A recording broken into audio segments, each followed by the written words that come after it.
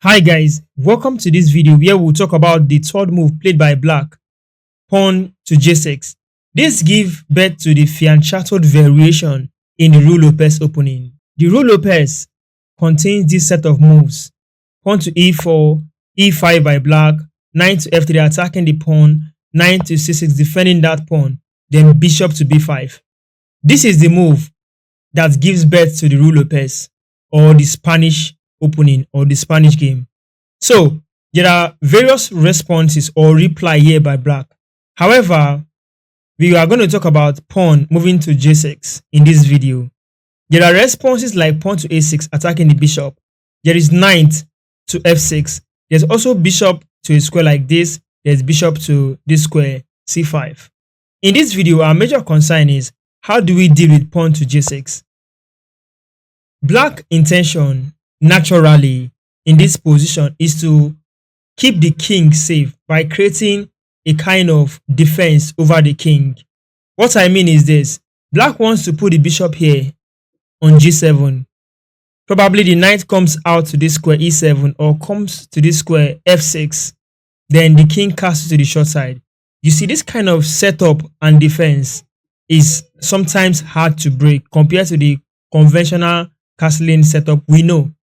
That is a strategy black wants to employ in this particular position. Naturally, why will you want to play pawn to g6 if you are not interested in putting your bishop in this square? That's the question. So, since white have idea that this is what black wants to do, there are replies that white can play to immediately counter the weakness of this particular move. However, if black defends well, we can have an equal game or a winning game for black. Well, we are looking at the main lines, so let's focus on some replies. Now, there are replies like pawn directly to d4 instantly, provoking actions in the center. There is pawn to c3, there's even knight to c3, and there is castling. You see, in this video, we're going to look at 3 of those moves. So let's start with pawn to d4 right away. This is provoking. In this position, knight can take the pawn can take the pawn. So let's address pawn takes pawn first. White will go all aggressive with bishop moves to g5. You see, the purpose of this move is immediately felt. It's seen on the board. We are attacking the queen. How can black defend? Well, black can defend with bishop coming over to e7. This is natural and instantly understandable that you are trying to defend the queen with the bishop. Fine. There's also a response like pawn to f6, which is attacking that bishop, which can also in turn bring the bishop back to the square, and that is natural. In this position, there is also an aggressive approach, a way to actually shake white's camp, that is playing an aggressive move, bishop to b4. Bishop to b4 check is an aggressive move. This move is asking question: do you want to bring back the bishop or do you want to play aggressively? Well, there's a line with pawn push, pawn takes, attack the bishop, bishop goes back home. Well, this position, if you run it in engine or analytical engine with the evaluation, it gives black a kind of favor, because in this position you can see if bishop takes bishop, knight can take. Black is closer to castling and keeping the king safe. Then in no time, he deploys his pieces and attack in the center. Whereas if you check out the pawn structure, black pawn structure is still kind of organized here. Then if you look at these pawns, white has some weakness that black can exploit in the future. We are back to this position. Let's talk about castling.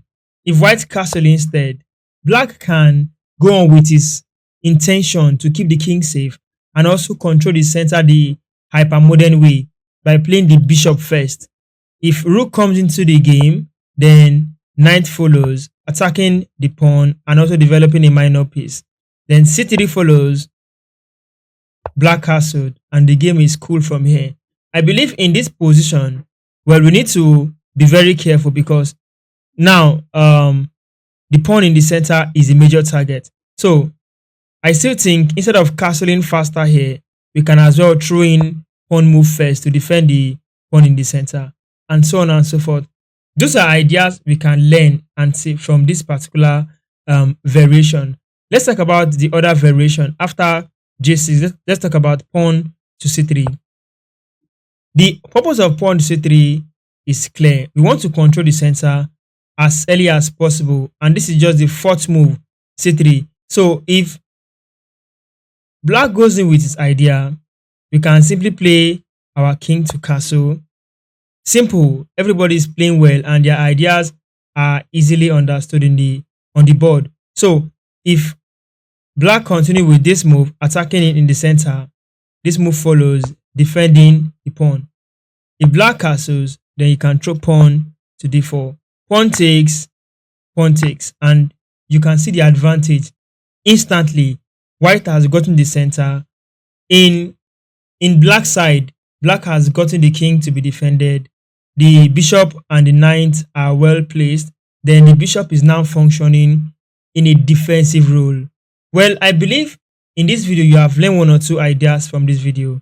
Take this video and study more. This is just basic for beginners. Thank you for watching. I'll see you in more videos on this channel.